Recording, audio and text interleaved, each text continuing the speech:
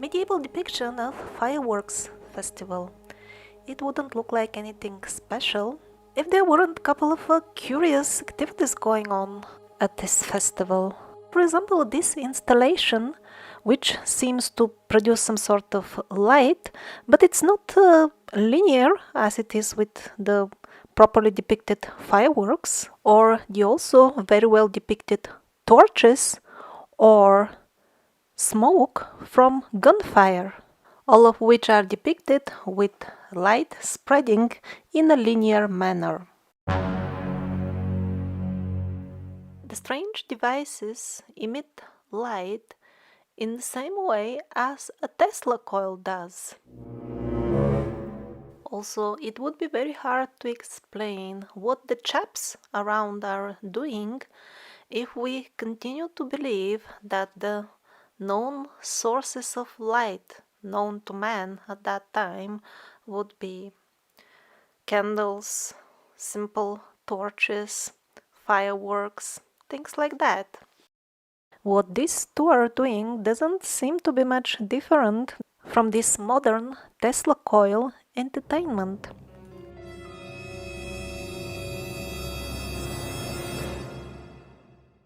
And indeed, the medieval illustrator did a very good job with the details. Do you notice that the swords are not straight?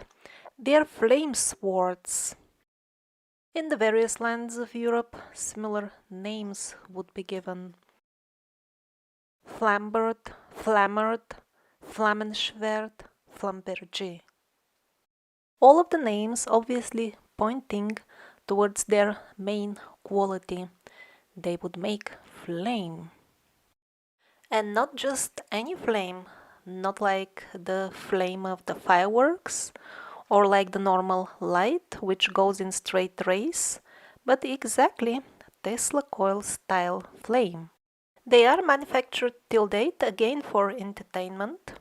They bear the same name and they look the same, and probably even the technology behind them is probably similar as well. Here the zigzag is not on the outside, but is still visible in the technical sketch showing the principle on which they work.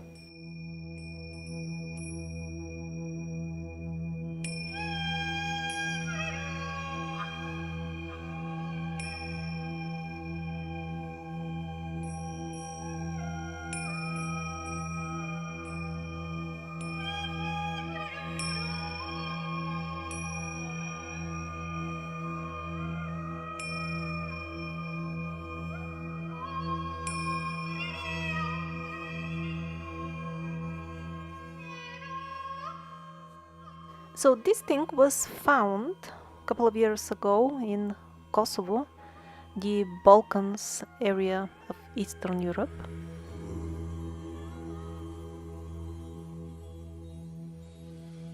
So, apparently, even our top pride, our modern electronics, even they seem to be nothing new.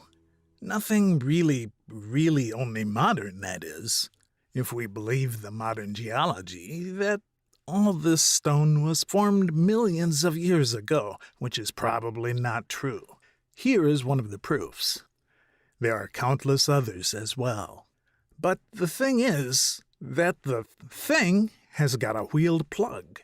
It's not a really modern thing in stone, like the coin, and it's not even an exception. There are many of these type.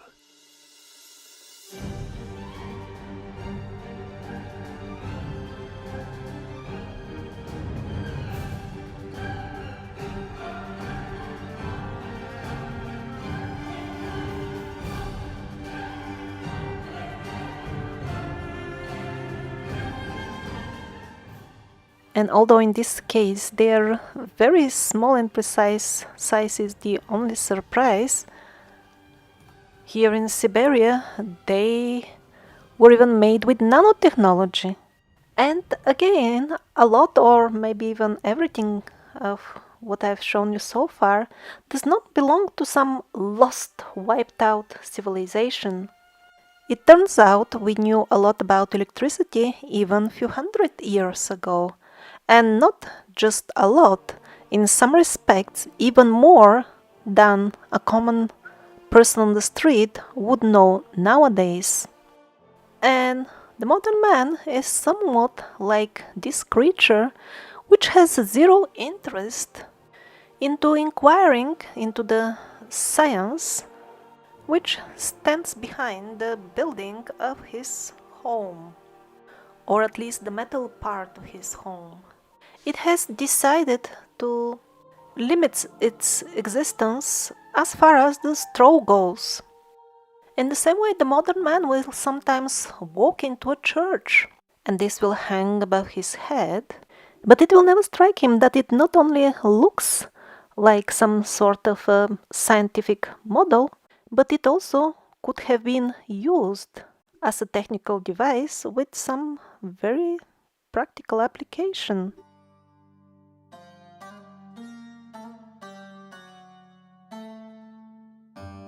Now let's see what's the situation with some modern patents for using atmospheric electricity. Doesn't it look familiar, all these domes on top of one another? And in the description of the patent, they say that they have come up with this setup and these shapes just because they are optimal for collecting the biggest amount of electricity. The domes are described in detail in the patent. They must be hollow and interconnected in that way with each other exactly like it is in the churches. And then look at the antenna of this modern church. It's exactly as the older crosses in Christianity, before they introduced the well-known Christian cross. This is how it looked like. And if you are not satisfied because the crescent is missing in the old cross, here I would offer to you a really good-looking crescent, exactly as they should be. So, we continue with this fully functional setup of the patent. We have a hanging metal element, which is, of course, present in the old temples as well. Churches, and not only churches.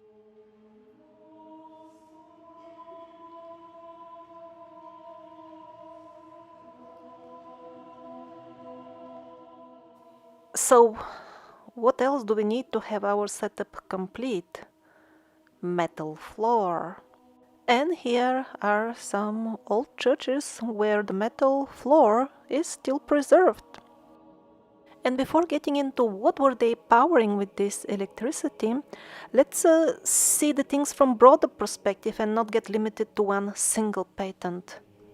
Actually, getting atmospheric electricity is relatively easy. This man is even taking a metal element high up in the air with his drone. Why? Because that's how it works. You need this metal element to have it high up there to have access to more electricity. And that's why we have all these antennas on the old buildings. Often there would be a cross as well on it, but not always. And even when we see a real Christian cross on the top of such domes, this doesn't mean that the original entities which put in place the rules for building ancient temples, they had exactly this symbol of the suffering Jesus being crucified in mind when they were making the rules of what in the church should be built how, and what is the practical application of what we now perceive as mere symbols.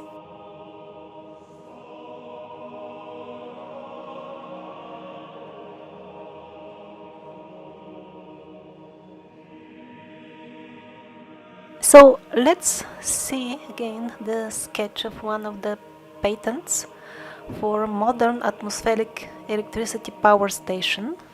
So everything we see here are already very familiar elements from the antique or so-called neoclassical architectural styles.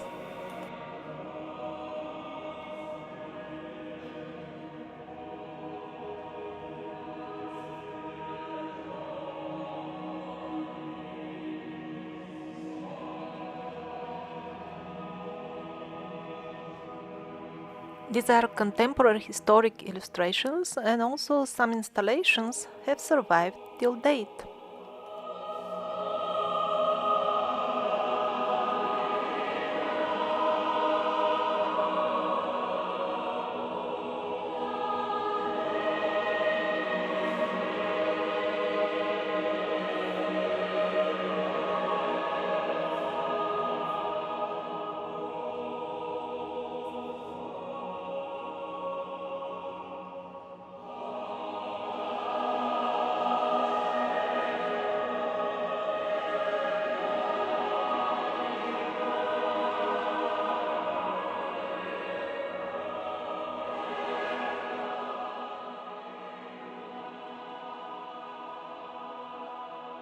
Even as close as year 1889, we see very curious machineries at the technical exhibition in Paris, which was the most famous showcase for all the cutting edge technologies at that time.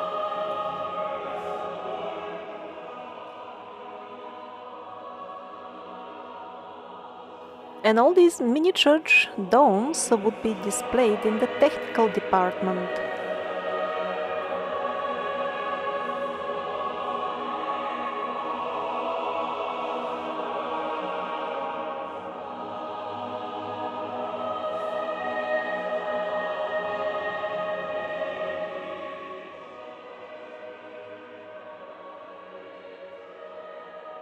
The situation at other similar exhibitions of the same time period is the same.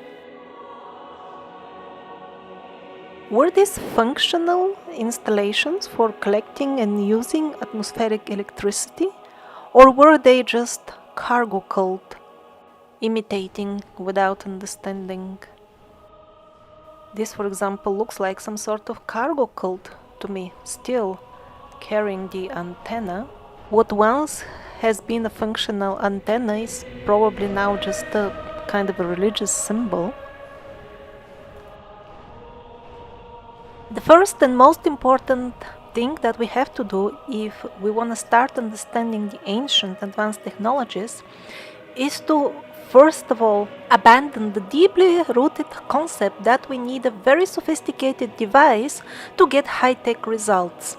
And that's why in 1985, Shivkar Bapuji Talpate built and flew an aircraft made of bamboo filled with liquid mercury, favorite ingredient of the alchemists.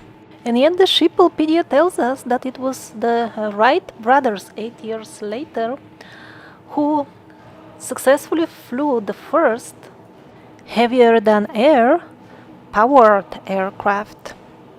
The achievements of Shivkar Bapuji Talpate are not publicly denied, they are just presented in a very misleading light. Oh, he flew it for some time and then the thing fell down.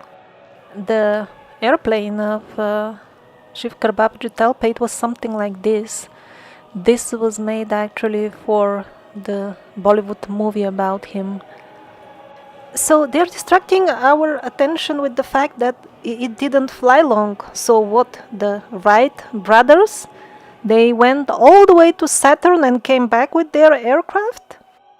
What the Wright brothers got right, and that's why they entered in the famous history, is that they used the technology which is in line of what would be allowed for common people to know and use during this era.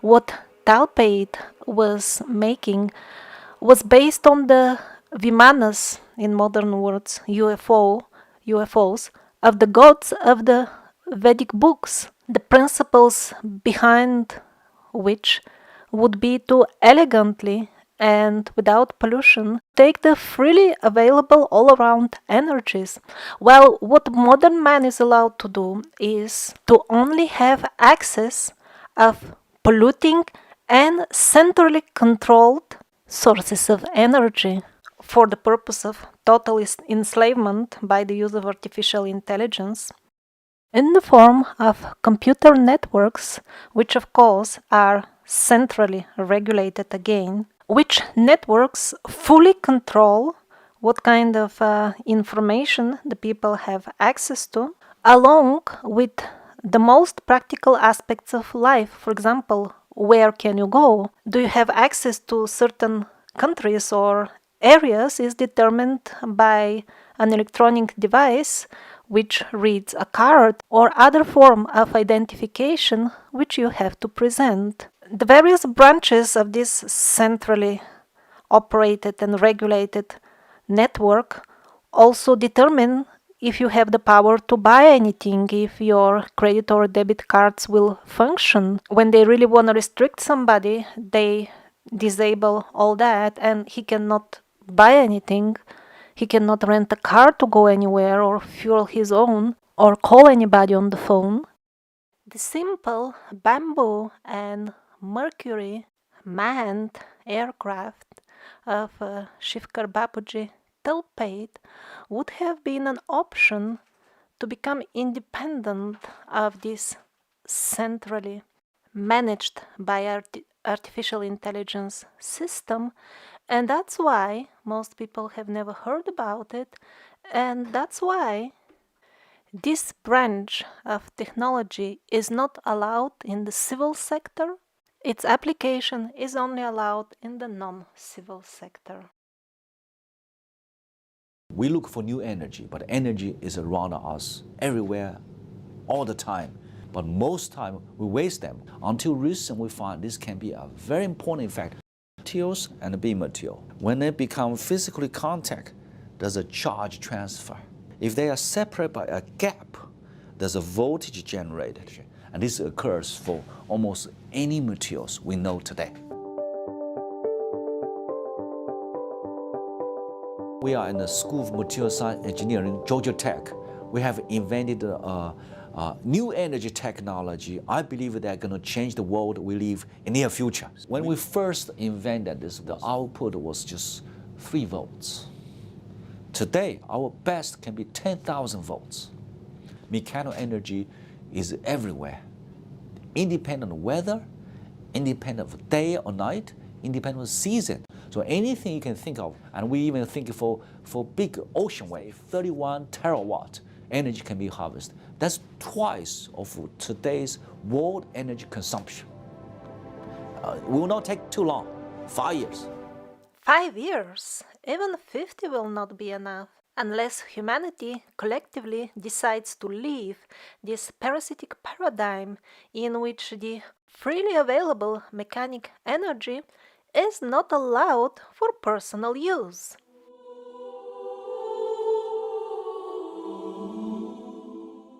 So what are these Vimanas that I mentioned from the Vedic books? These are exactly what now we call UFOs. The only difference is that in Vedic times, people were in contact with those who flew such aircrafts, while the modern man prefers to live in ignorance and says it is a mystery and closes his eyes while browsing the photographs from the Second World War. The only ones which are still publicly available showing people who were manufacturing UFOs. If you're not familiar with this subject, I would recommend getting familiarized as soon as possible, because with the speed with which they remove all unwanted information from outlets like YouTube, soon maybe even those images may not be available.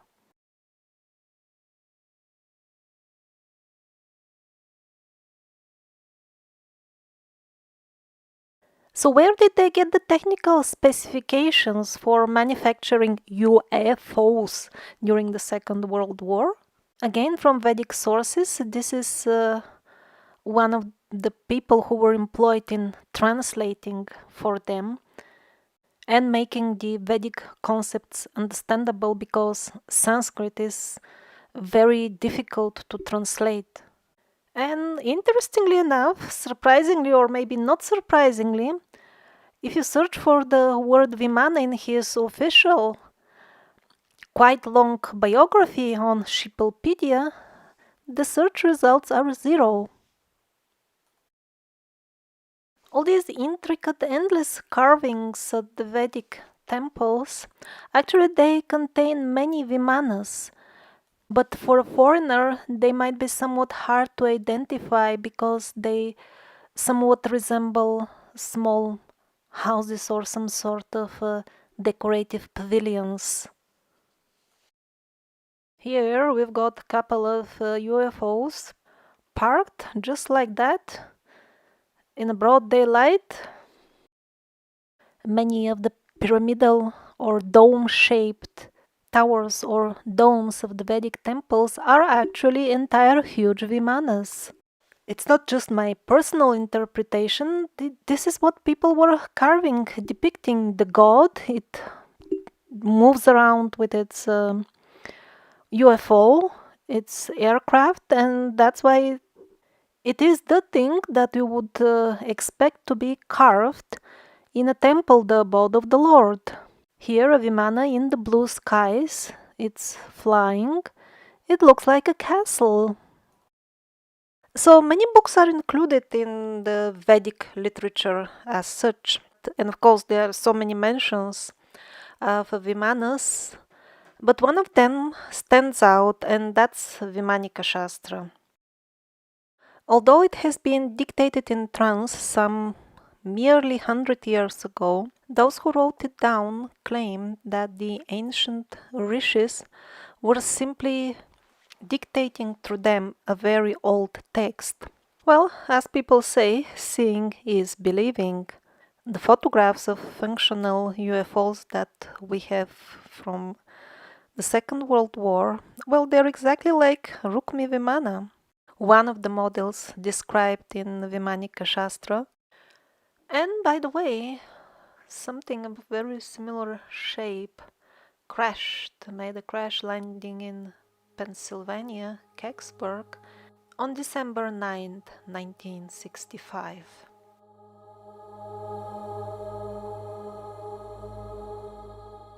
In the absolutely magnificent temple Sriranga Mandir in India, not only they have a pure gold Vimana, that's why the yellow is so bright. We are used to that mixed and pure gold, but in India people still use pure 24 karat gold and have made an entire Vimana representation from it.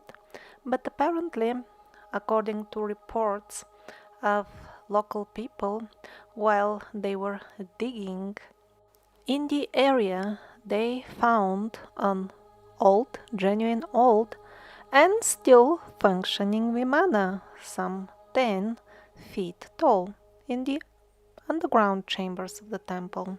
The chamber is currently, of course, sealed.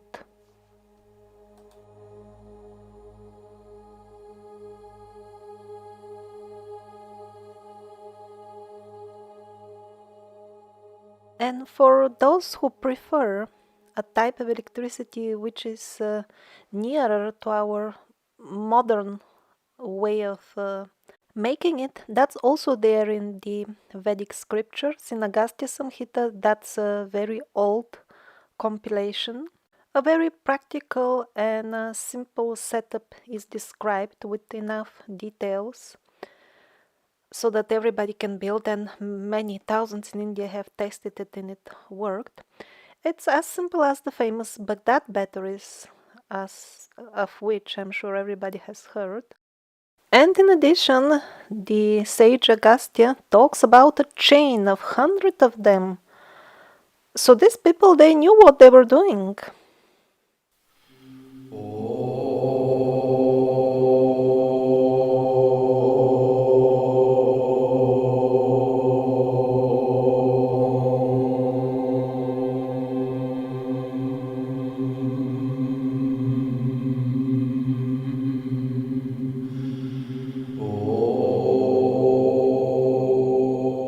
And some of the old high-tech installations still function.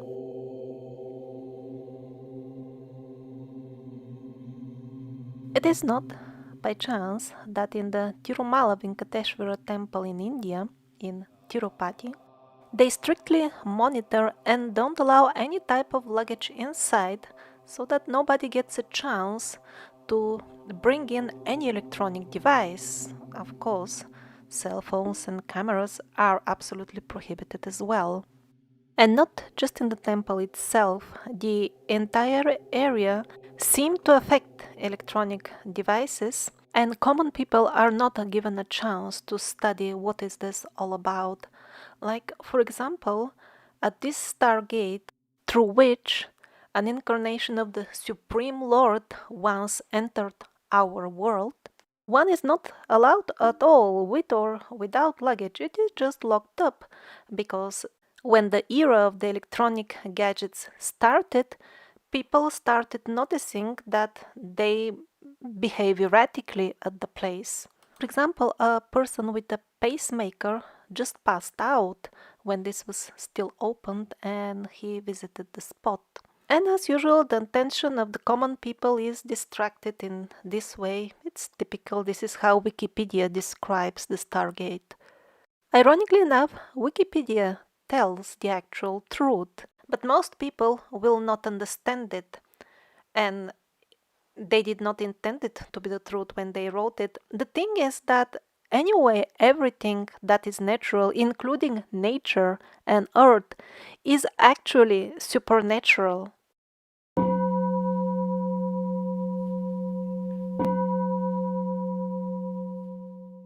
Another excellent example of still functional old technology would be probably the Somavati temple in Sri Lanka. It's a place with a record high number of UFO sightings, very well documented. Most probably it is because the installation on the top of the temple, which includes a large crystal, is properly maintained according to the old rituals.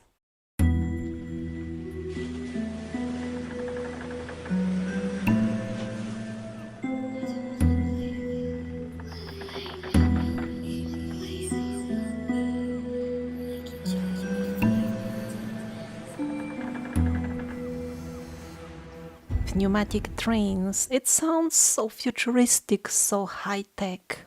But people were using them century and a half ago in New York.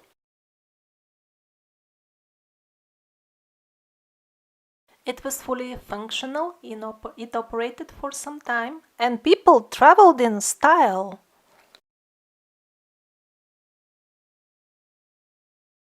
But because it used that clean energy which is all around us, they just closed it down. We are not allowed to use this energy. We are too stupid for that. Even in modern days, now it is not banned, but practically it cannot serve the masses, this pneumatic technology. The excuse is always the lack of funds. But what about all the enormous subsidies poured into the oil industry? If they are directed towards cleaner technologies, there will be no lack of funds. So they closed down the luxurious pneumatic underground in New York, and later on built the underground tube the way we know it now. Look in what kind of carriages they put the people initially. This is such a downgrade from before.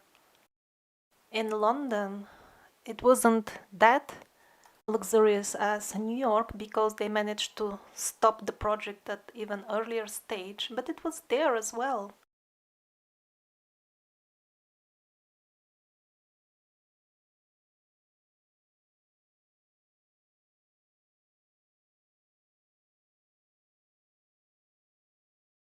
Depriving us of pneumatic trains was not the worst by far. The dirigibles, that type of transport, is not only many times cheaper than airplane, it has many other advantages like smooth flight. It can offer very easily spacious cabins for scenic travel. Also, it is much safer than airplane travel, as confirmed by the modern tests as well. But since the parasitic forces want us to work like insane and use only centrally controlled polluting technologies, what they did was they filled one of the biggest dirigibles in the time when they were still in use. They filled it with flammable gas instead of helium, which they knew is the gas which should be put in the airship, and this is the result. They did not have to wait long for the tragedy to happen. People died, and after that, the effective smear campaign started about how unsafe the dirigibles are. And by killing people, by emotionally traumatizing the masses, of course, they stopped the dirigibles, the airships. Of course, there are still some dirigibles, even modern models. They are very good, they maneuver very well, they are very safe, economical, but since they are not accessible for the masses, the situation is under parasitic control, so they are okay with it. And how can they make such fools of us? It's very easy. When people watch TV, they enter a hypnotic state. Then the minds of the hypnotized masses are tuned with false suggestions according to the current agenda of the parasitic government, which is in charge of the given sheeple. Let's take the electric cars as an example. Just see computer graphics, the green color, and then they show you the electric plug. And then many people think that electric cars are really eco-friendly, while what they do only is export pollution from the cities to the regions where the electric power stations. And even though they're not good by themselves, the electric cars are also slightly suppressed technology. The manufacturers still have some difficulties, and the petrol companies still receive those huge subsidies. So, why the parasites are somewhat against electric cars as well? They are centrally controlled, they are polluting. Well, the thing is that it gets very close to the attention of many people. Well, why don't I hook up a solar panel and put it on the roof of the car? No, you're not allowed. In many countries already the laws are in place to forbid you to do that. Because you become independent, that is against the parasitic plan.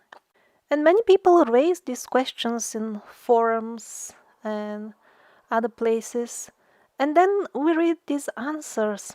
You see, to add a solar panel would cost an extra 5,000, and the power generated from it would be so little that you will drive only 5 meters from it. So it's not really cost justified. That's why they don't manufacture them like that. And people buy this nonsense. Yes, some people believe this and even repeat it. While so many people drive their DIY cars and even cargo trucks on solar power only. Airplanes can go around the world on solar power only. And yet people believe these lies from the mass media that your car can go only 5 meters with solar power only. People with master's degrees in engineering believe that, and I have asked them, why do you think so? And they always say, I heard it on TV. And I try to talk to them. But you know that they always lie on TV. Why do you believe them about this? The answer is, yeah, they lie about politics, but this is not about TV. This is science. This is proven thing.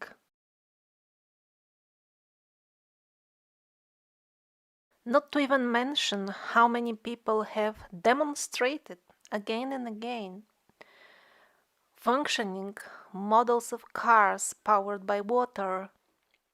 Usually such inventors disappear or get murdered rather fast. And all types of vehicles like this one, hybrid, magnetic, or only magnetic, very rarely we would barely manage to hear about them before they disappear together with the company which manufactures them. The commercial models of very cheap solar cars are ready since decades. But no, there will be no mercy for us, at least in near future. As long as we collectively remain in this parasitic paradigm, the plan is to make us suffer more and more and thus lower our consciousness to animal level.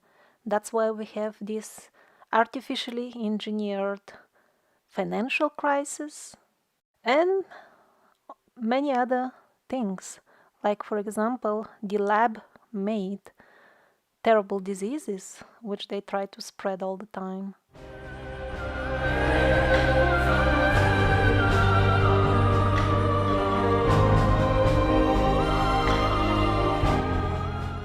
Actually, electric cars are not getting popular or introduced nowadays. They're something very old. Do you see the charging cable here?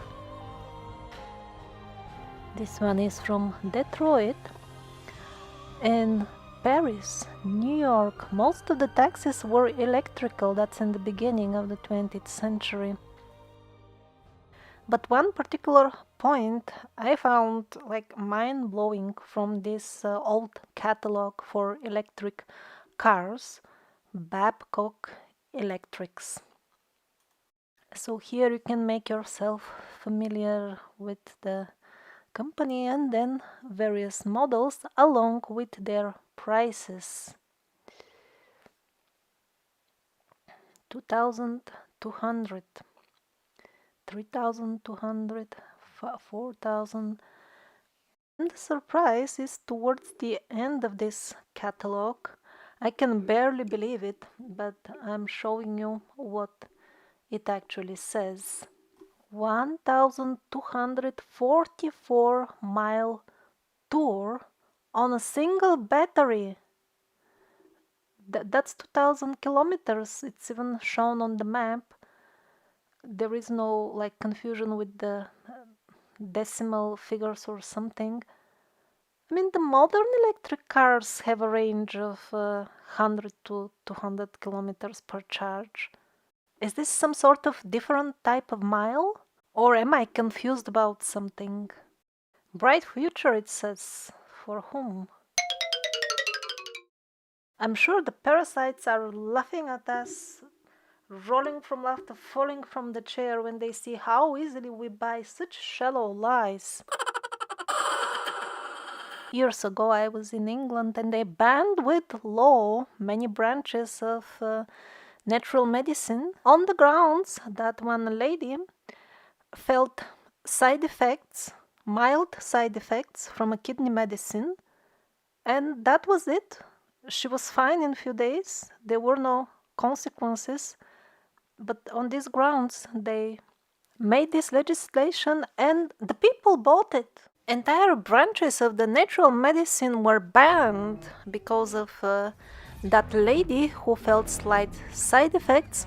And many people actually supported this ban because of dangerous stuff, you know?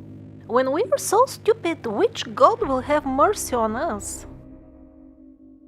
There is no shortage of modern inventions which would eliminate poverty in no time and would make prosperous life for everybody easily achievable. The only problem is that we, the people, choose the wrong leaders. We sabotage our own lives, guided through hypnotic suggestions received from the TV. The fuel on which the entire tragedy runs is the excessive alcohol consumption, which was also introduced and is still now maintained by the parasitic forces.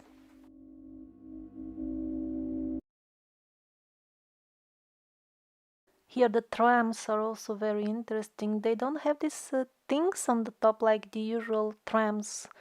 At least I have seen in my childhood they get fed with electricity from the top, while these seem to get them from their rails, or are they on batteries or atmospheric electricity? God knows.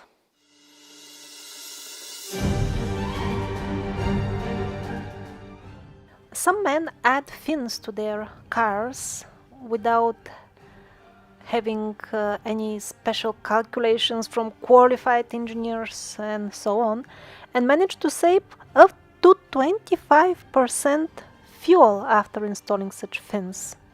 So where are these international organizations and commissions who scream so loudly that they make everything to protect the environment, everything possible? They seem to be just another department of this preposterous scam, farce, which is just meant to keep us anchored within this paradigm, because the parasites don't have the right to keep us by force. The only way is to make us believe ourselves and maintain this paradigm.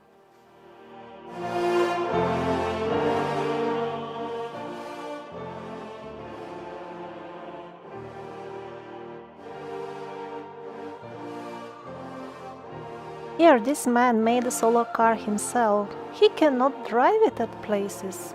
It's just against the law. So he pulled it manually through the banned areas with the hope to awaken the people. I don't know how successful was that, because the people in general continue to vote for those very same politicians who work against the interest of those who elect them. And there are other type of politicians as well. Simply the people are too short-sighted to recognize them and to care to vote for them.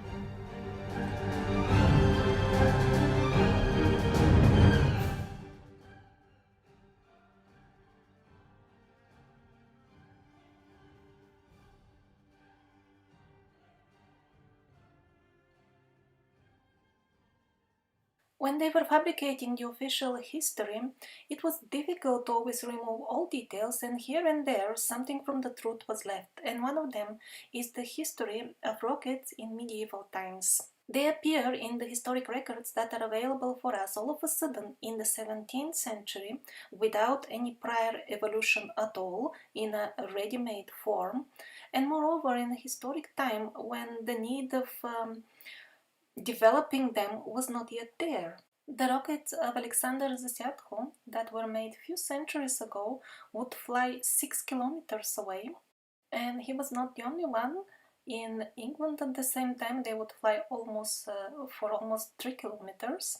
But what I find most astonishing is their modern looks, and all of this appeared supposedly without any prior evolution, or at least we don't know how they appeared, to be more precise. This image reflects more or less the standard picture that we are presented of the English invasion in India. But those who like to read history books will find the following description of the battle that occurred when they attacked the kingdom of Hyder Ali in Mysore. He had a special division of rocket shooters that numbered some 1,200 men, and they poured on the British rockets that were 6 kilos in weight and would fly for 1 kilometer. In 1650, Kazimir Semyonovich issues a very interesting book called Artis Magnae Artilleria Pars Prima. So quite few centuries ago, we have ready-made modern rockets. Exactly the same proportions, the same shape. And the most surprising for the modern, or even shocking for the modern rocket engineers, are, for example, the nozzles. They look exactly like the modern nozzles, the same shape, the same proportion, the same size according to the body of the rocket. But nowadays, these nozzles, they're calculated by high-level international teams of scientists who have very complex formulas recently discovered. And yet we see the very same nozzles centuries ago. So again, the story doesn't match very well. We are told that the laws of physics on which the calculations of the nozzles of the modern rockets are based were discovered just a couple of decades ago.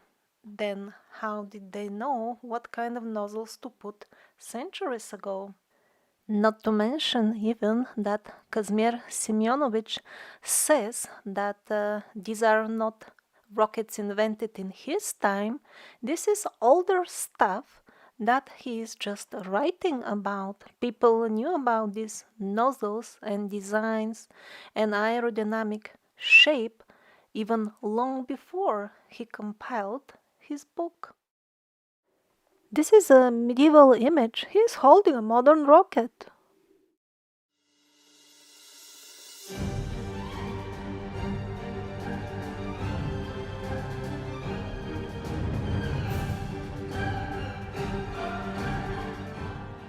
The famous Dendera light bulbs.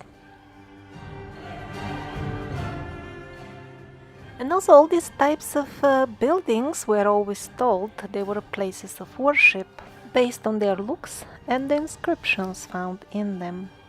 But as far as the looks, they are not that different from those of some neoclassical electric substations. Or maybe the colorful decorations. You get that as well. Actually, most likely they were both temples and at the same time some sort of power stations or substations. It's hard to say what kind of power exactly were they transmitting, but if it was electrical, probably it was not wired.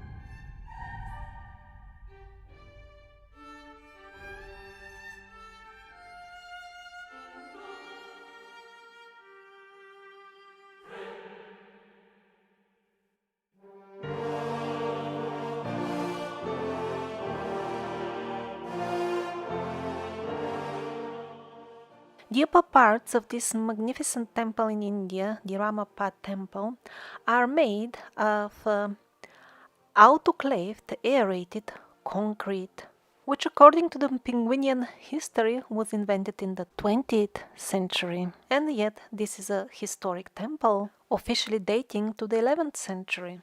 The stone of which the upper part is made doesn't only look like aerated concrete. It definitely has all the proper properties of the aerated concrete. For example, it floats in water. So using aerated concrete instead of standard one gives various advantages, one of which is that it makes the buildings more earthquake resistant. Yeah, it's lighter, so less likely to collapse. But not all ancient and historic temples in India are built out of such concrete.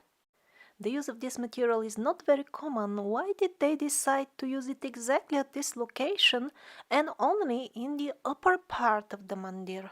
Most likely, they even saw in the future and knew what is about to happen to this temple. Just see how it looks inside. And all that is a result of a very violent earthquake, as if they knew what is about to come.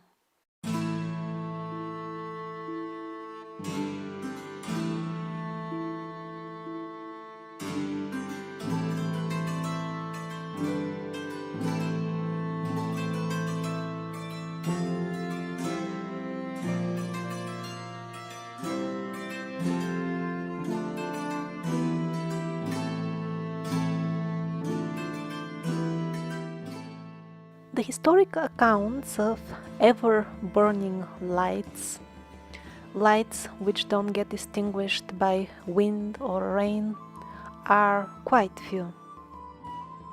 It is simply too many of them, and their descriptions are quite clear. The people knew what they were writing about. To accept the mainstream explanation that people in those days were of course stupid and they didn't know what are they talking about. Also, there are countless historic underground tunnels and cities and rock ruins and so on. And also about them there are quite few accounts that they had some sort of lightning which we don't understand very well. There seem to be even modern accounts of people who have still seen that type of light functioning. Of course, the underground ruins and worlds are quite easy to hide from the public, and that's why we're not gonna find what is going on there anytime soon. At least as long as we continue with this way of life. It's not so much that some evil aliens or evil groups of people are restricting us in such a way. It is mostly our own ignorance.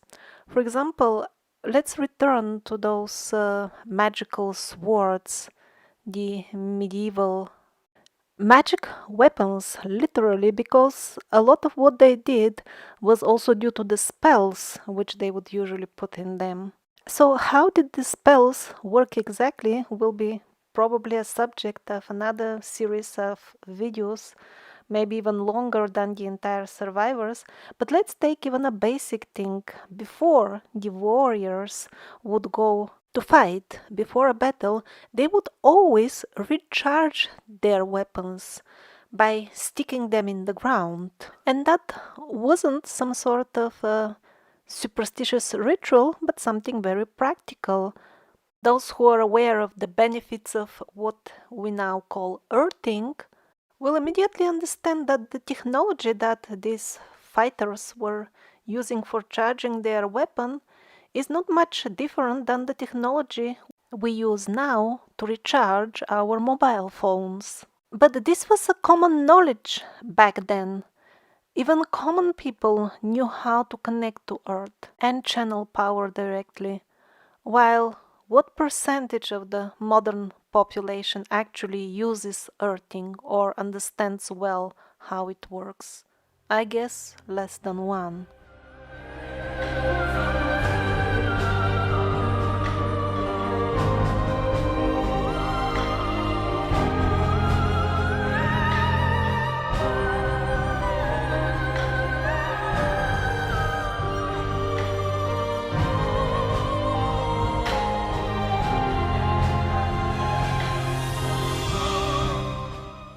So in the beginning of the video, we saw architectural elements in the design of the old churches and other old structures, which suggested that they might have had something to do with atmospheric electricity. So what was this electricity used for? In the old temples, including mosques and churches, there were kind of glass vessels hanging on metal elements attached to the ceiling. In Russia they were called молочные шары, which means milk bowls. I don't know what was the Western name, but they were mentioned very often in the old Russian literature. Even some photos have survived of the last functional milk bowls. This is when they're lit up. But they're not oil lamps or some sort of candles. It's the liquid itself which glows. It may or may not be connected with the atmospheric electricity collected by the dome. And then here you can see them empty. As you can see, they're good-sized vessels. Although to us it may seem that they were kind of a lightning solution for the temples, this wasn't their main function, it seems, for the people who were using them at that time. According to contemporary sources, they were used for holy fire. Now, I personally don't really understand, was the holy fire from Jerusalem kept in such vessels? Was the liquid of the milk bowls activated by that holy fire? That special miracle fire with which people wash their beards and hands and faces, and it doesn't burn them in the first few minutes after it appears in a miraculous way in Jerusalem. So, are these vessels being lit up from that fire, or was this like a name used for any holy, like sacred fire? Because the substances which were put in these vessels were also magical substances. They were sold in, as far as I understand, dedicated shops for such things, and there were quite few of them.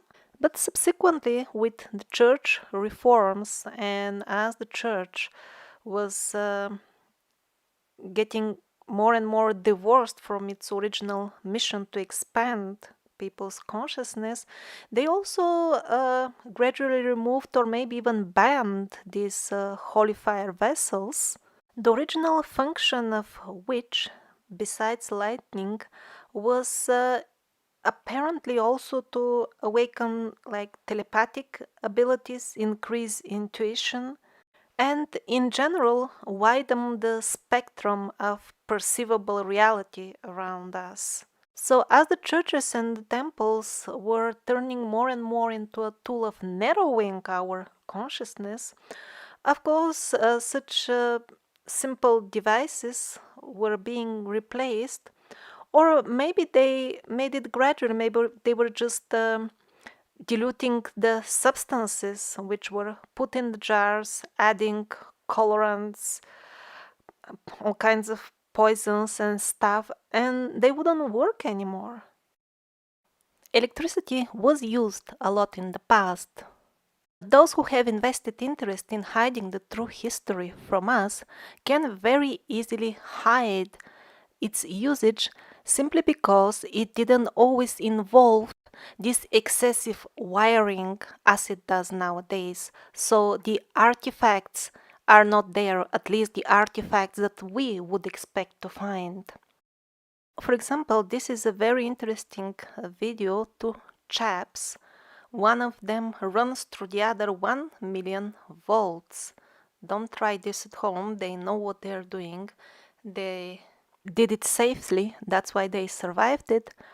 But the boy through whom they run the electric charge, he was doing all that stuff which we would describe as biblical miracles, like thunderbolts coming out of his fingers when he points at something, moving objects, light objects, with his remotely with his hands.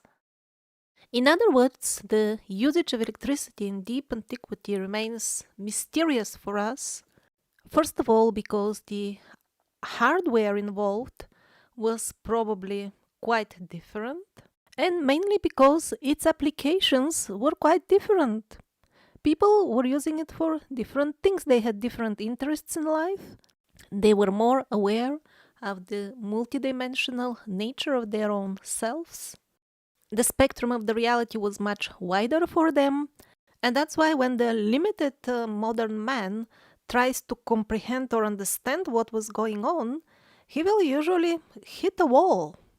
We will be unable to understand the practical aspects of their daily lives only after we learn how to see the universe through their eyes, through their mentality.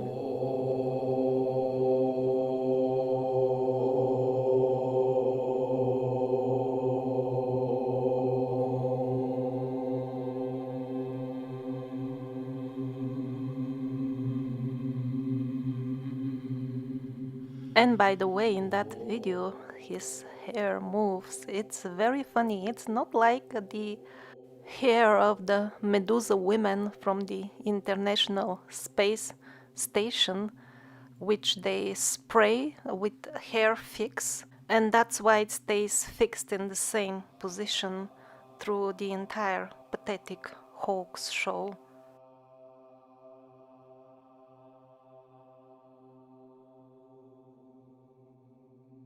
So in the beginning of the video we saw architectural elements on the top of the buildings which resembled modern installations for collecting atmospheric electricity.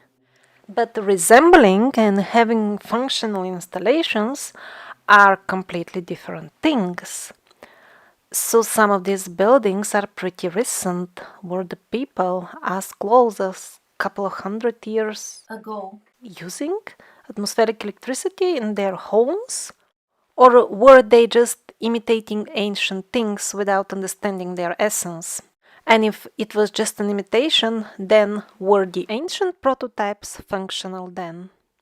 Talking about historic atmospheric electricity, most people have heard about Nikola Tesla, but not much more. But in this 19th century book, we find information that actually these attempts to use atmospheric electricity were more or less always there.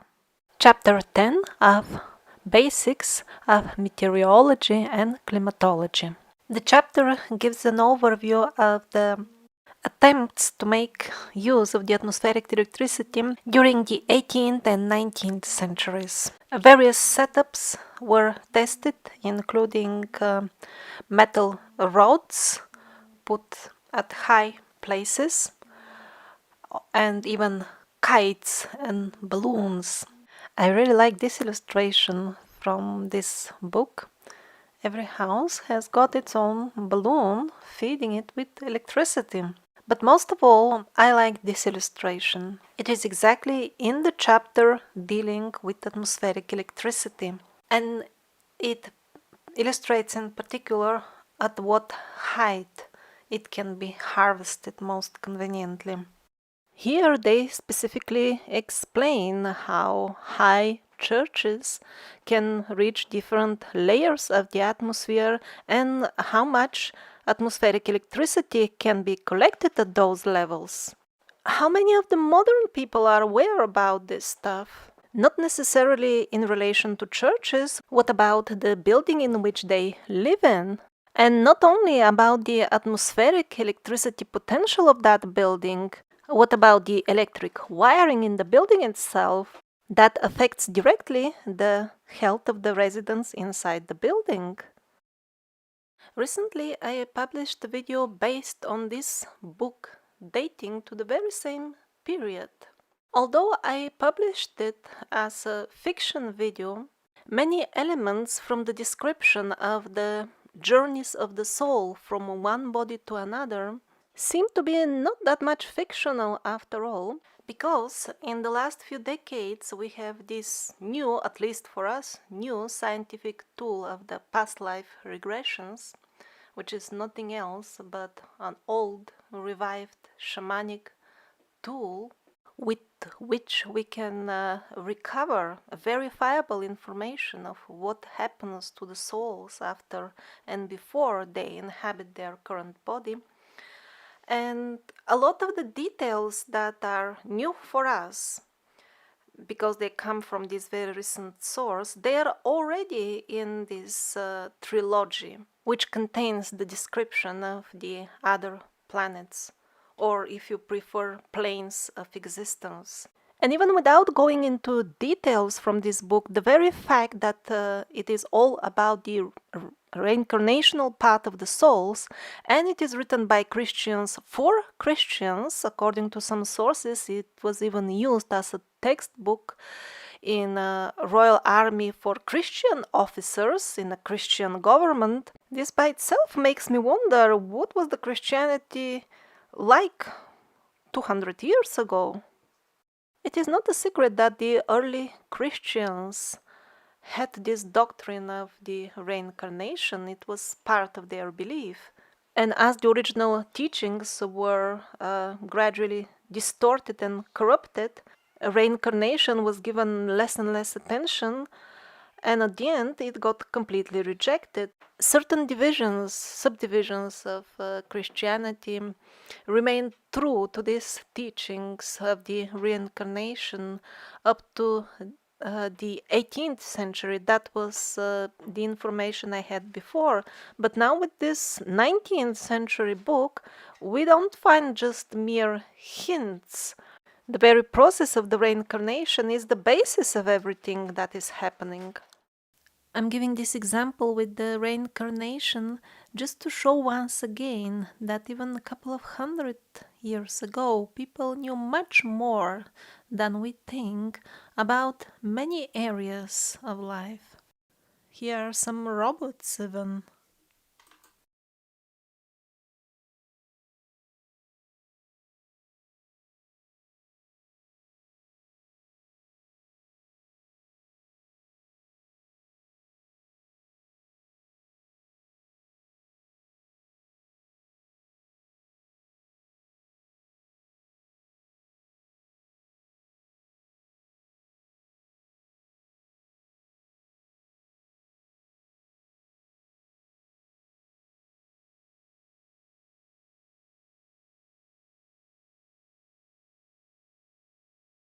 So this book reviews the attempts to use atmospheric electricity in the period of the 17th through 19th centuries. And as far as the usage of electricity in the times before that, before the 17th century, not only we lack information because we can't just go and open in the library books from really old times. We don't have access to them, mostly they are hidden. But even if we had access and we could read them, we may not even understand them fully, because the most common situation was that we had tribes with relatively simple lives, which were given very high knowledge about the electromagnetic nature of things, of reality, by higher sources, by the gods, and providing lighting facilities in the houses of the tribal people was not usually the priority of the gods. With the help of advanced electromagnetic techniques, people would acquire mystic powers, they would get access to other aspects of their self, or they would get healed or rejuvenated in a manner that would look miraculous to us, the modern people. And also, they were taught how to use this higher level knowledge of electromagnetism to maintain regular connections with the deities. Basically, the temples are places for very intensive exchange of electromagnetic energies. Sometimes they recharge people, they charge them with energy, sometimes they harvest their energy. And the earlier example of the holy place in India, which affects modern cell phones and pacemakers, is a very revealing one. It shows that something powerful is going on electromagnetic level at that spot, and yet we don't see anything resembling the modern electrical gadgets.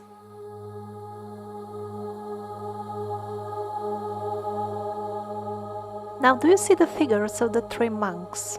Judging in relation to their height, the door behind them would be some 4 meters high, let's say.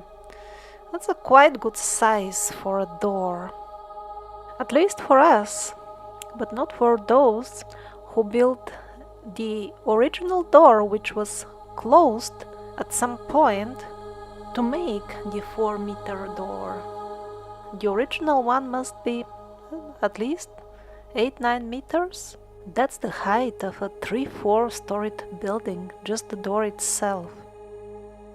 Interesting, I wonder if it was made so big, reflecting the actual size of the people who were walking in through this door, the original one, or was it just the level of their self-awareness expressed as an architectural element.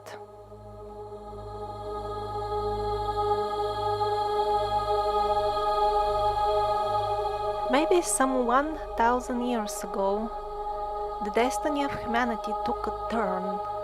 Now, the sons of magicians, the sons and daughters of magicians, were exploring the dark side. That's why our consciousness had to be lowered. Our magical knowledge was taken away, and as we voluntarily accepted the symbols of the dark side, it is now rewarding us by giving us back some of the old technologies, which again allow us to modify our reality, like in the old times, in a magical way. It's very similar, only the terms and conditions of use are different. One can even acquire in the shop reasonably priced, mind-controlled gadgets. Exactly like the magicians of the old times. You just think and it happens. But there are few new conditions. First of all, you depend on the central control, Big Brother, for having the technology. You can't manufacture the gadget yourself. And even when you acquire it, you can use it only as long as you are connected to the central artificial intelligence, which controls everything on Earth.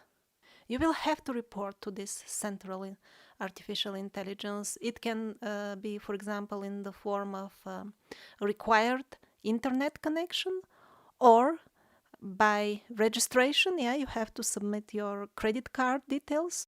You will be asked continuously to create online accounts to verify that it is yourself. That's because the artificial intelligence monitors you all the time, and in addition, these gadgets which read your brain waves, they not only read them, they can also influence them, which is also nothing new under the sun, because influencing the thoughts of others without their direct awareness and with malevolent content, that it's called simply black magic, that is sorcery.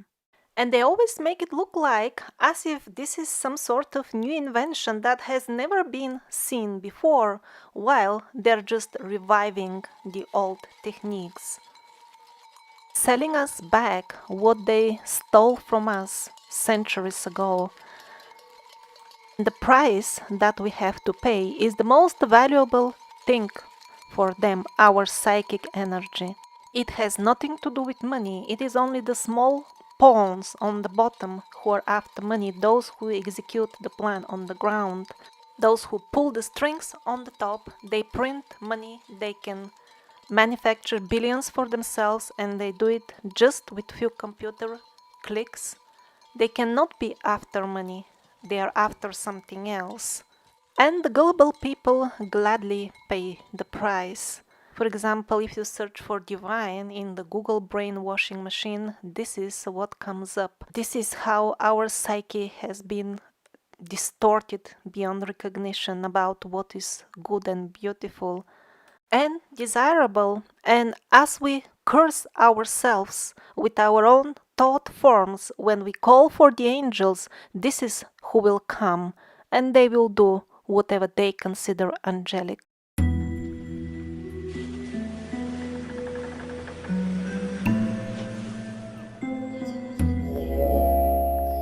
Our use of electric devices is really excessive. We are somewhat on the wrong path.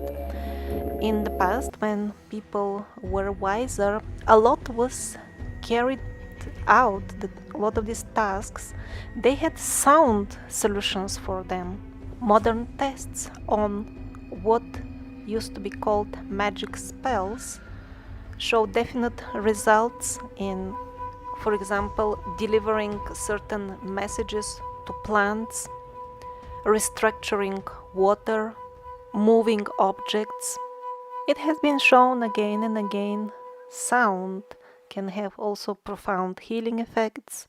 All this and many more is nothing else but the old magical spells being rediscovered.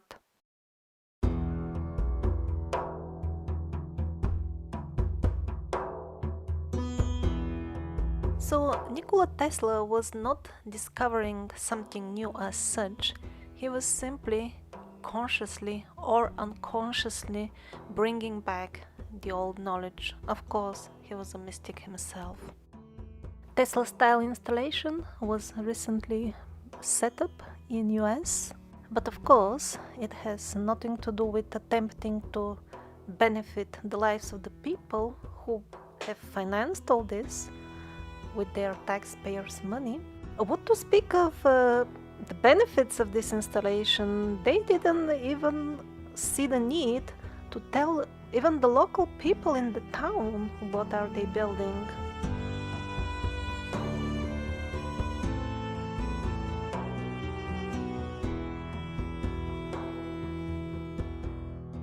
An important milestone in the process of making us dumb and uninformed was depriving us of the knowledge of the ether.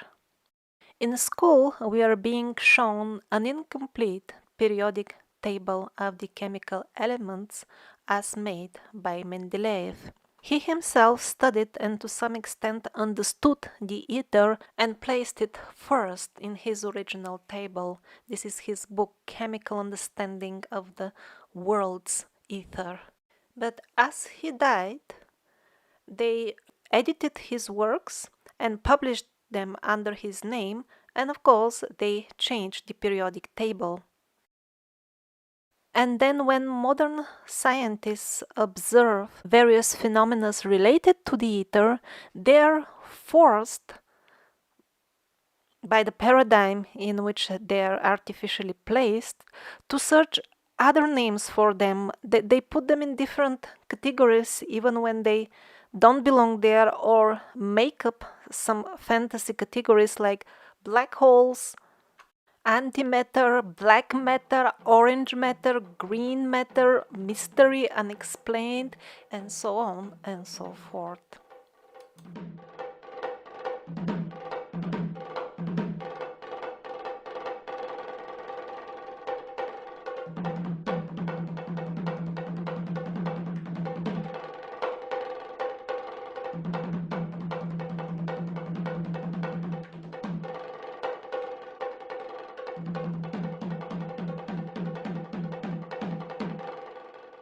And no wonder that historically we find mostly, when we dig, remains of settlements which would be relatively simpler than our current towns and villages, and yet sometimes they would have installations which are better than ours, or artifacts which we cannot reproduce.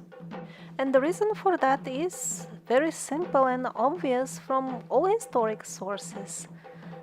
People did not discover gradually things as they always tell us in school. It was all given by divine sources. For example, the first emperor of China, who was extraterrestrial for all purposes.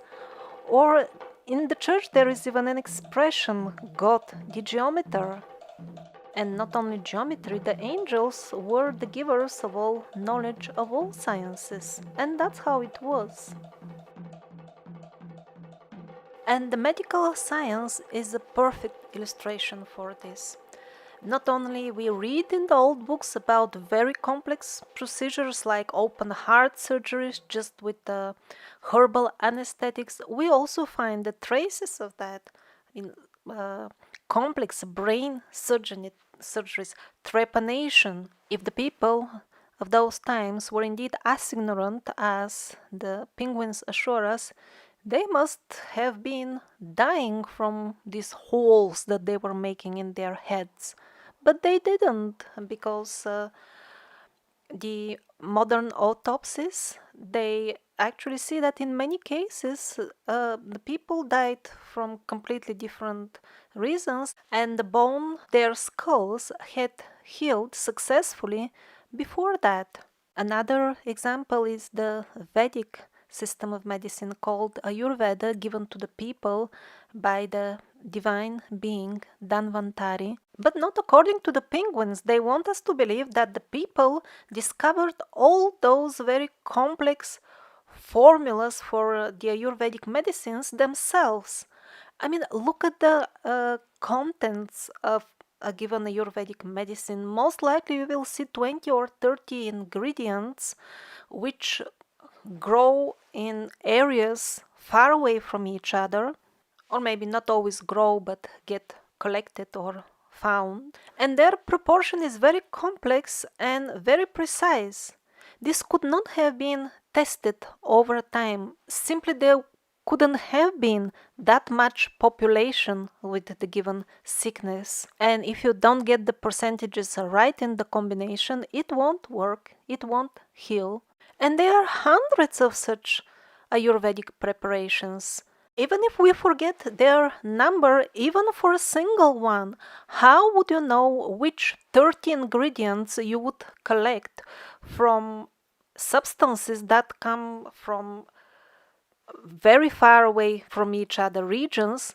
How would you know to start mixing in case you're experimenting exactly these substances in proportions, and you will have practically so many thousands of possible combinations, indeed millions. If you don't know the recipe already, you would have never guessed it. You would have never guessed even which 30 ingredients to select for the given sickness, let alone their complex proportion. There is also a documentary, the name of which escapes me at the moment, and it's about the same point that I just made about the Ayurveda, but applied to the ancient Egyptian or Arabic in the land of Egypt, something like this medicine. And it was proving in detail the very same thing. Those procedures could not have been discovered gradually by those type of people that the archaeologists show us in the museums. Maybe they could have been discovered by the type of people which they don't show us in the museums because they hide their mummies.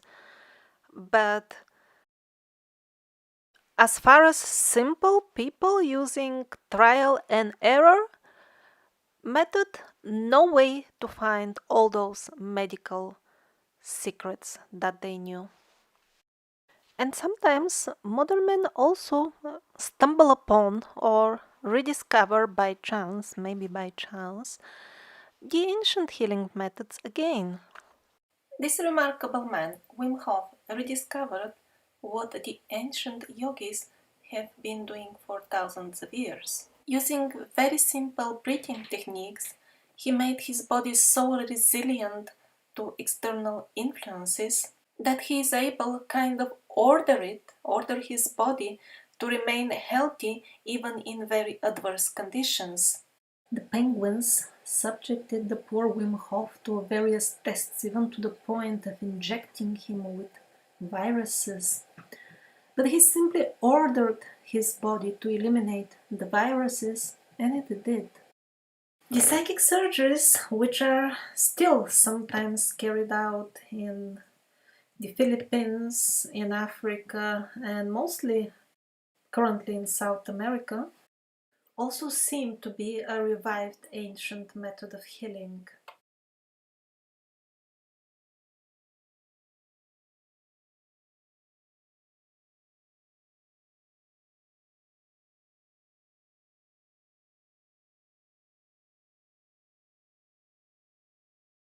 All this is done without anesthetic, and after such major pulling and cutting, in a few minutes the patient is ready and simply goes home without any further complications. The first big study is made by Dr. Seutemann from Germany.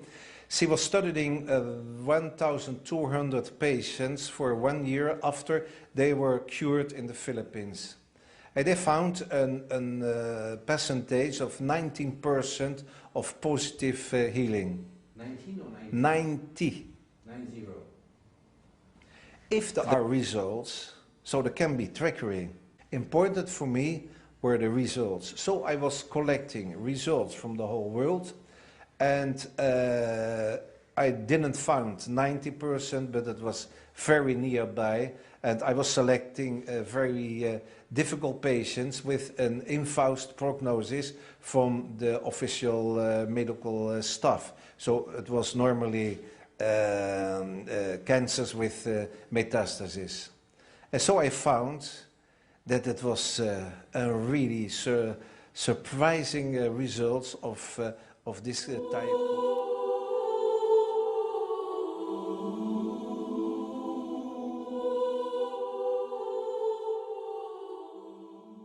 The knowledge of metallurgy and smelting is a perfect example of very simple things, easy to carry out with simple means and achieve fantastic results, but only if you have somebody to tell you how to do it.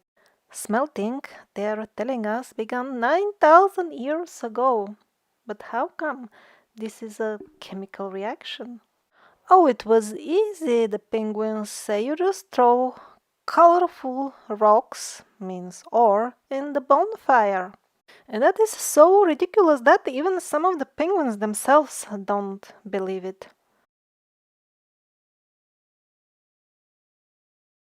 And it is not just putting colorful rocks in very hot fire over 1000 degrees Celsius.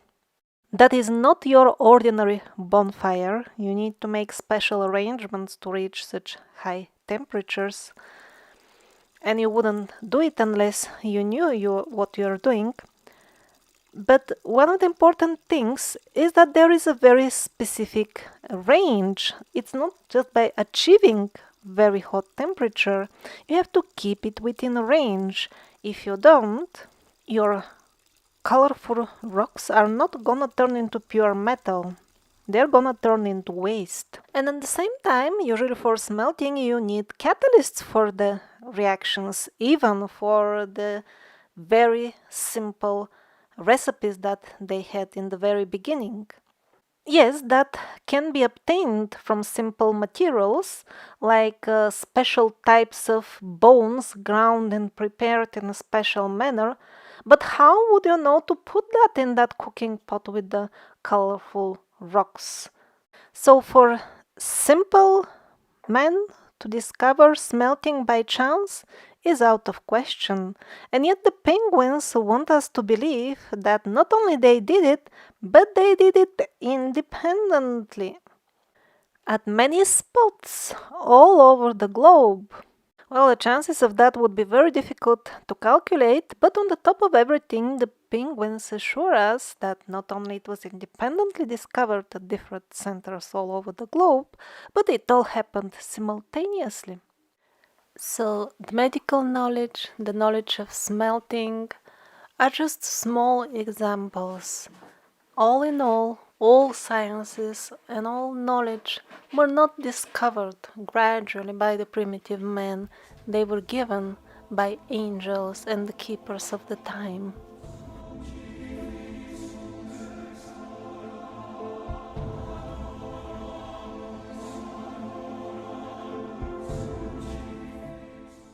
Why the people in the past were so keen on wearing lots of gold on their heads? That's very heavy, by the way. And if they could afford, they would even drink from golden cups. Or if it wasn't pure gold, at least the rim would be covered with gold if they can afford it. The answer which the penguins want you to believe, because they're paid to keep you in ignorance, is just because gold is shiny, looks good, it's expensive, and people want it to feel good looking and show off. But that is only a part of the full picture, and maybe even a small part, because what the people believed at that time is, for example, that the golden rim on a cup would remove the black magic in case it is in the liquid you pour in it.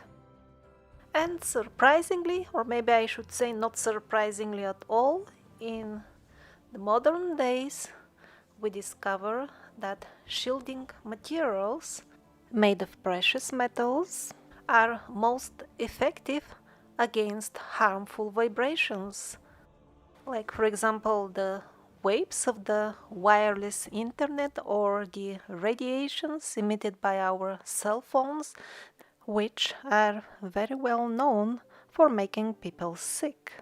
These modern vibrations are in no way different from the ancient vibrations called black magic or evil spells.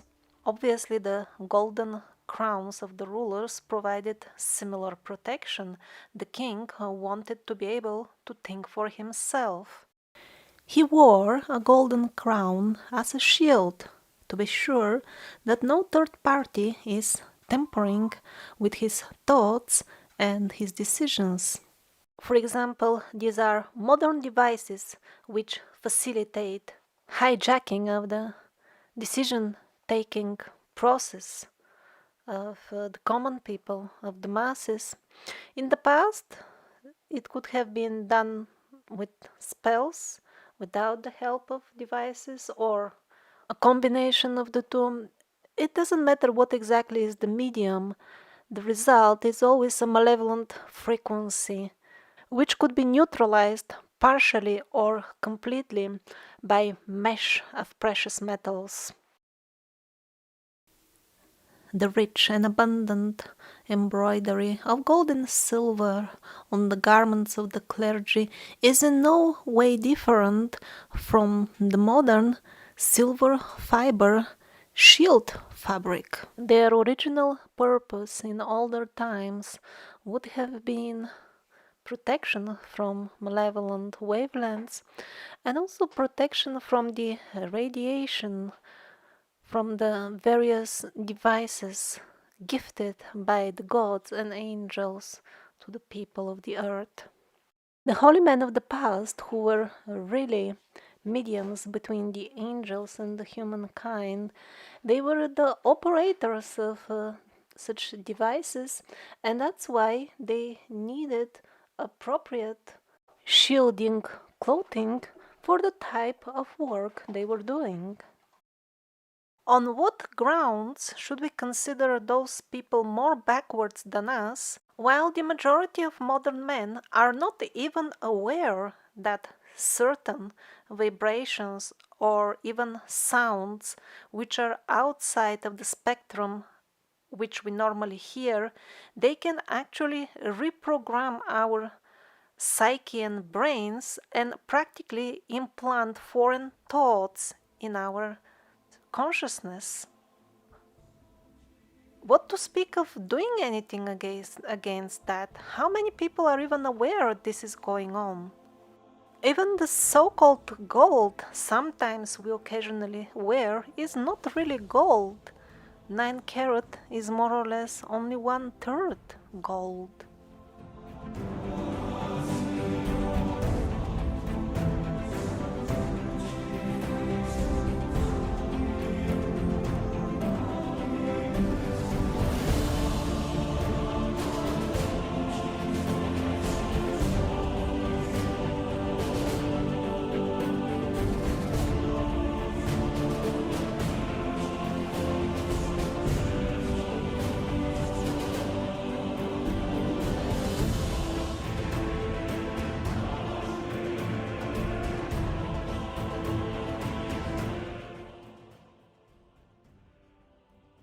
Star forts. Is this some sort of Baroque lace for fussy lady or building justifying the needs of a military defense structure? In 2 previously published videos, I showed that not everything that we see on the star forts can be justified with their alleged defense purpose. And also I have shown that their official history is of course not true. Sometimes they look kind of proportionate, so to say, while in many other examples the lace is kind of too much. Too much lace to protect a relatively small enclosure.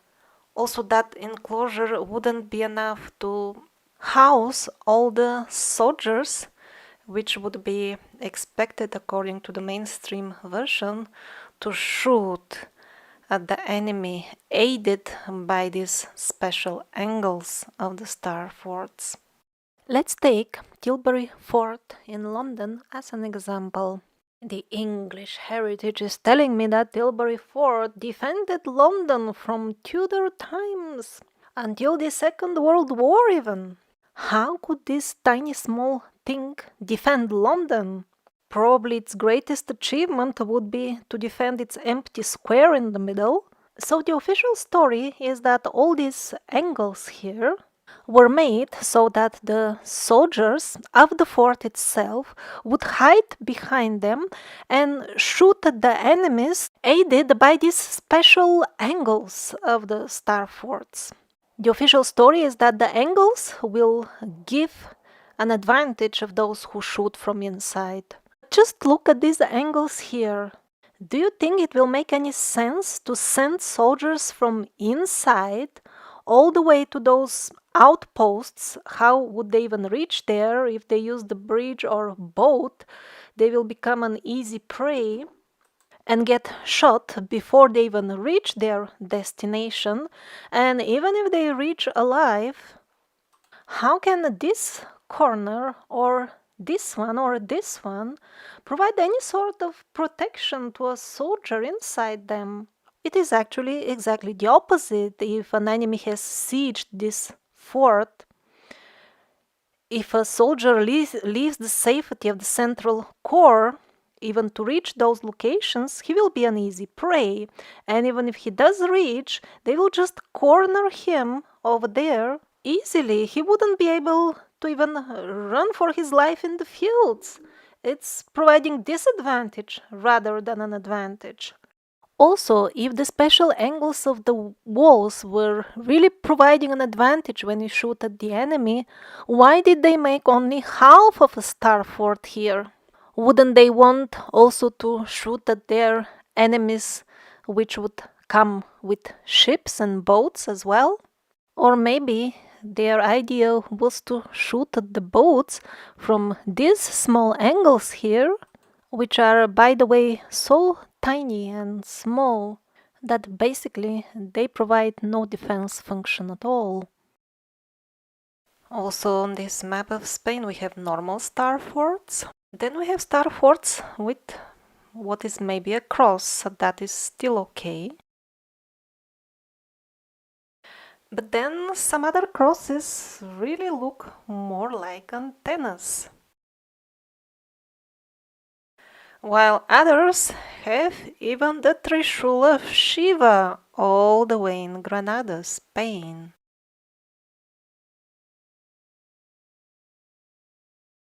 In Lisbon, they also decided it's fashionable, so they also have Trishul style antenna. According to somewhat reliable, let's say relatively reliable channel source, these star forts were actually using plasma technology, or at least that was the case with the one which they viewed with astral vision. They said the actual installation was deep underground, while the people who were servicing the part on the top, they did not understand fully how it functions. They didn't have even electricity in the top part. God knows if that is true, but it certainly corresponds to the overall picture. Even nowadays, one may walk into a temple without being aware or inquiring into the matter that the dome above him or her, together with the entire architectural setup around, actually influence him, sometimes even profoundly. One may get healed in a temple, or one may have one's energy harvested, depending whom is the temple devoted to. Or another scenario that happens in modern times, one enters a temple and has one's energy harvested, taken away, which would result, let's say, in a sudden fatigue or depressive state or even sickness. while at the same time, one is not even aware that one has entered the temple. How is that? Well, as we have covered many times in the videos already, the school curriculums are not based on actual science, but on the orders of those individuals and institutions which are above countries. They are so big, they rule the world. So they determine what the children will study in school and what not. So they take good care to convince most people that all this temple worship is just superstition and people are thinking nonsense and nothing actually happens besides the nonsense they think. While at the same time, the people on the very top who enforce these curriculums, they're very actively busy in shamanic stuff and they themselves are pretty busy with temple worship. This is a major part of their lives. And of course, they don't worship the benevolent protectors of mankind. And often, as part of their sick rituals, they build really vampire buildings which suck out the energy of those who enter them. And just as a side note, this series, The Survivors, is not meant to awaken hatred towards such parties. The real purpose of the documentary is to show the people the path of knowledge, which is the only way to make oneself not susceptible to such traps. Because evil has been created by God to kind of give notification. Your shield is down, your guard is down. That's why the dark side has rights on you. We are not some innocent and, most importantly, helpless victims of psychopath sick rulers which we cannot overthrow. This is a very dangerous line of thinking which will keep us enslaved. The truth is that although we live in a society, we share a planet, a place, still each one of us lives in a separate reality, and the grip of evil will have different rights for each and every person, depending on how much ignorance he or she allows in one's personality.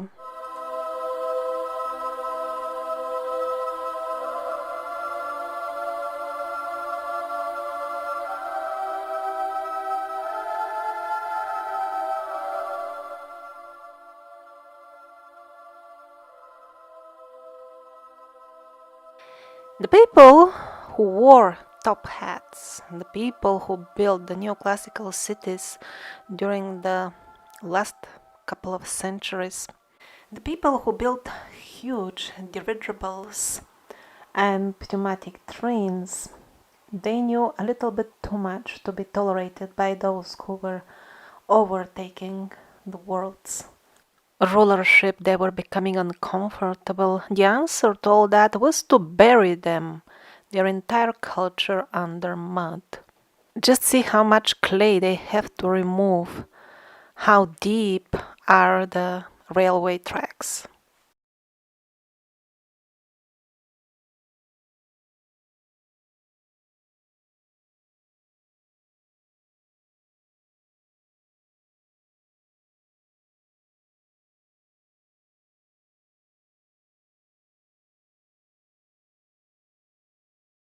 Well, the full story of this great flood of mud will come in the future episodes.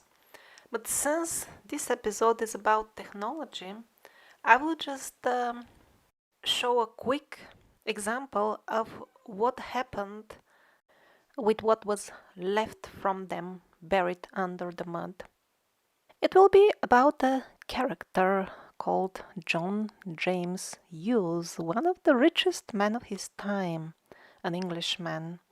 So, according to the official version, this man in his golden age, although extremely rich, he took his fine English clothes and went in the fields of faraway Russia at an uninhabited place to build a metallurgical factory. at the wrong place. There was no suitable ore nearby anyway. To make the long story short, I'll skip all the details of how he obtained the lands with frauds and bribe. All those details you can find in this video. And I want to show you the photographs of his alleged construction, because we are told that he arrived and there was nothing. He was the founder. I mean, look at these houses, they're still half buried. All over his alleged new construction place, we see ruins that he is simply excavating. And by the way, it was his personal thing that he was very much fascinated by history. Since he was extremely rich, he used to maintain an entire network of people who would report him from all over the world about any possible interesting acquisitions related to history, including artifacts, old maps, information, or anything else which can be of some value. So probably that is how he knew where to dig. He wasn't building anything new, he was just repairing old stuff. Look at the holes in the roofs of these buildings. Allegedly, these photographs were taken around their inauguration time when they were built and just started working. What was there before that, we don't know, but the chimneys are really impressive. Compare them to the people's figures besides them. Probably he found those chimneys already there because they were also the houses which were obviously buried under clay. What kind of construction this could be? Half buried rotten pipes. And the bricks on the wall are already rotten. So what was he actually doing there? Why are they even digging below this rotten building? To repair the pipes, which seem to be beyond repair anyway? Probably not, because they're digging entire level below the pipes. Nobody seems to be working on the rotten wall or the rotten pipes. Instead of that, we see that there is a simple line organized to transport something to the surface. Yeah, that's what the people are doing. The women, that's what they have in their baskets. It's a light colored stuff, obviously different from the stone around. Is it just white stone? Or is it something shiny, like a shiny metal? We don't know. Or maybe something even more precious? Like these super expensive materials, looking at the price tags of which, no wonder some people speculate that they can be only meant for export off planet.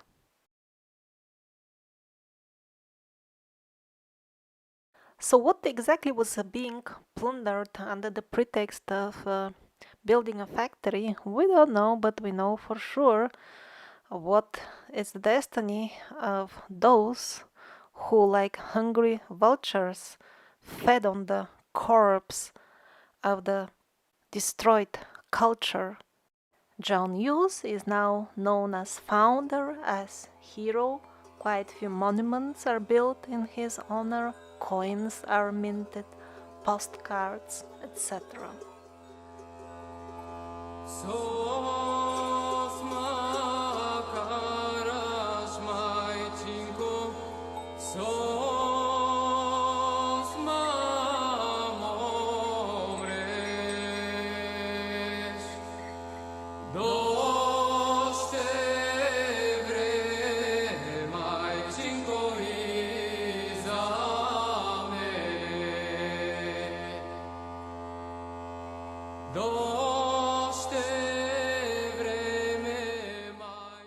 So maybe in conclusion we could say that the technology in the old times was of two types.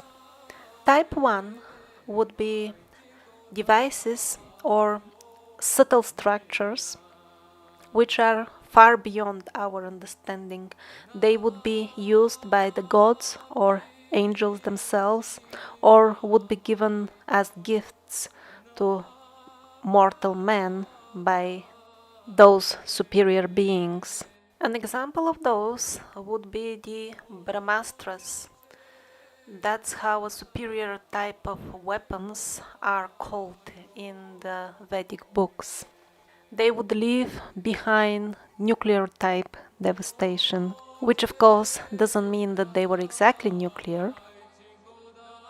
Another example would be the famous Ark of the Covenant, and yet another, the magical shamir of King Solomon, which could disintegrate any material, including very hard stones, just by its, quote, glance.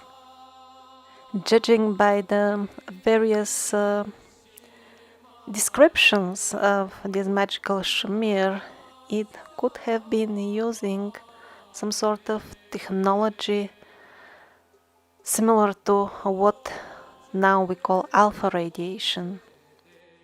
That very King Solomon apparently possessed flying carpets which could transport even thousands of men during a single flight.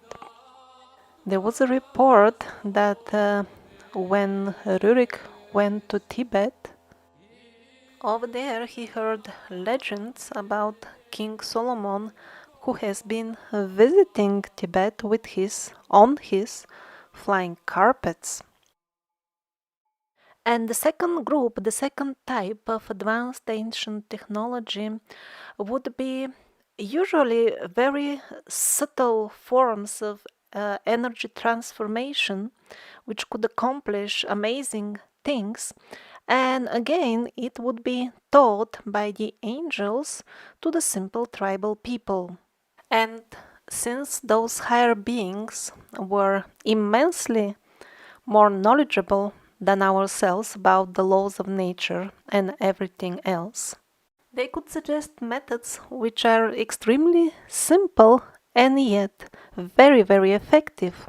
Maybe this frost guard could provide some example in this regard. It is relatively simple and doesn't require any digital gadgets, and yet it is much more cost effective and it doesn't pollute the environment as the other means which would be used for the same purpose usually in the modern world. The sound technologies were used really a lot in the old times. And it wasn't just about moving objects, which we have also achieved in our laboratories. Blessings and cursing was much more widely used. Those have been also confirmed by modern experiments to be very effective. For example, on YouTube, you can search and easily find many experiments. Take two plants and bless and talk nicely to one of them every day and abuse the other one verbally, and then just observe the amazing difference. And not just plants, people test it with cooked rice, juice, sprouts. It works. Also, things like levitation were used. But again, in the modern experiments, it would be almost always some sort of electric device involved, while in the older times, it was the saints who would be seen levitating. But I think it's the technology of the modern holograms which will be the best way to explain ancient technology to the modern man. And we are getting closer and closer to the truth. Now we have interactive holograms which also can be touched, not just seen.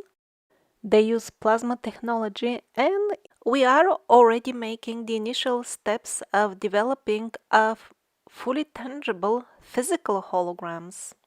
So what the celestial guardians of humanity taught to the primitive man was a combination between the use of various holograms, physical and not. They were often activated by sound codes. or simply brain impulses. These three technologies have been proven to be fully functional and not fantasy by modern experiments. And all that was combined with practical on-hand understanding that everything we experience in our lives, everything we perceive around, is one big hologram. For modern men, this is kind of an exotic scientific concept.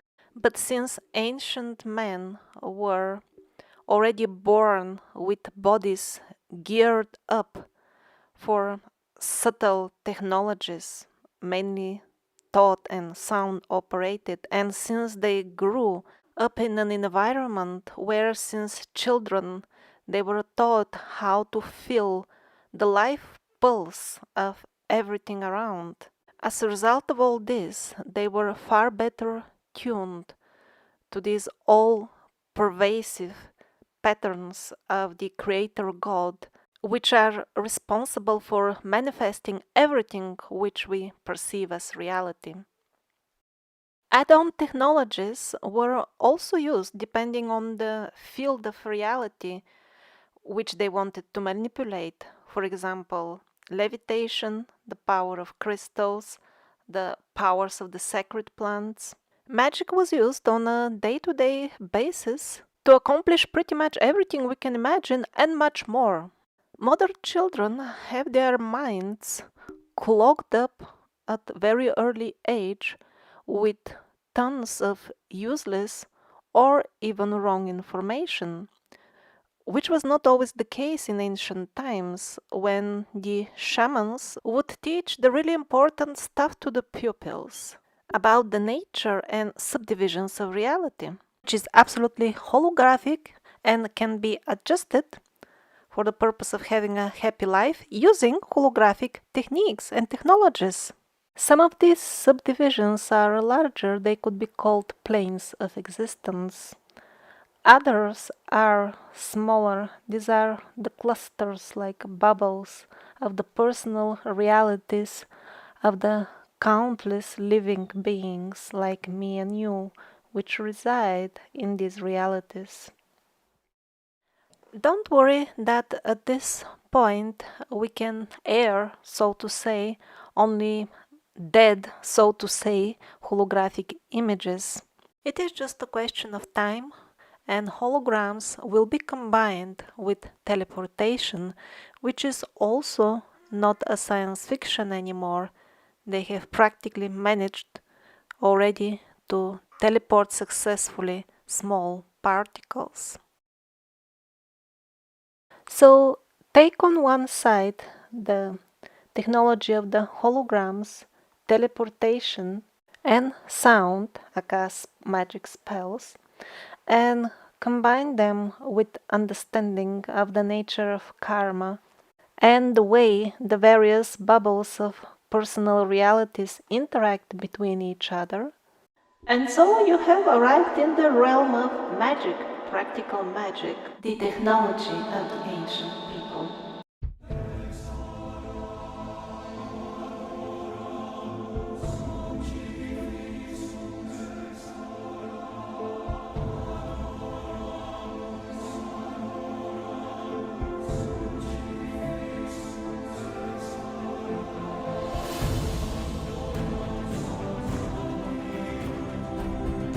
May the Ascended Masters bless mankind.